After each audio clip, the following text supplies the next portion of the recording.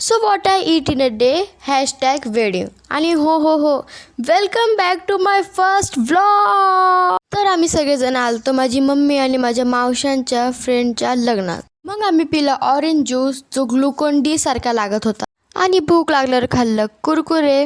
आणि हे बघा लग्नच झालं. Congratulation, have a celebration. मग मंगल अक्षता टाकून आम्ही वरती पळालो जेवण करायला, कारण की खूप भूक लागली होती, खूप.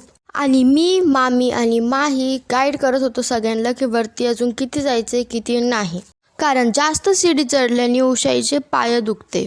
तसं तर माझ्या मामू आणि मामीचं लग्न पण इथंच झालेलं आहे, पण तेव्हा जेवण खाली होतं ना की वरती. जेवण घेताना शूट नाही केलं कारण माझे 2च हात आहे.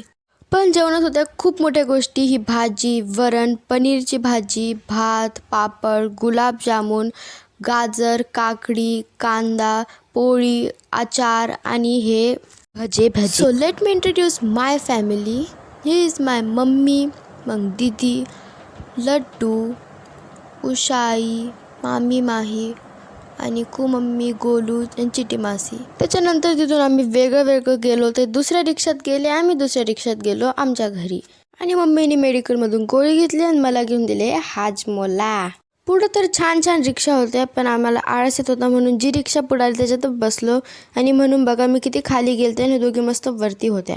तर काही त्याच्यानंतर माझ्या तोंडावरची खुशी बघा, कारण की आम्ही डायरेक्ट उतरलो मम्मीच्या घरी. मम्मीला घ्यायची होती साडी आणि आम्ही मस्त एन्जॉय केली ही बटरस्कॉचवाली आईस्क्रीम.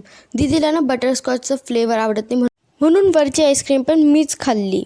त्याच्यानंतर मम्मी आणि आम्ही वापस दुसऱ्या दुकानात गेलो साडीच्या, कारण की तिला अजून घ्यायची होती. आणि दीदी बघा कशी चिपकलीसारखी उभा आहे. घरी आल्यावर बघितलं तर 5:30 झाले, पण मला काय, मी थोडी 5:30ला की बघते.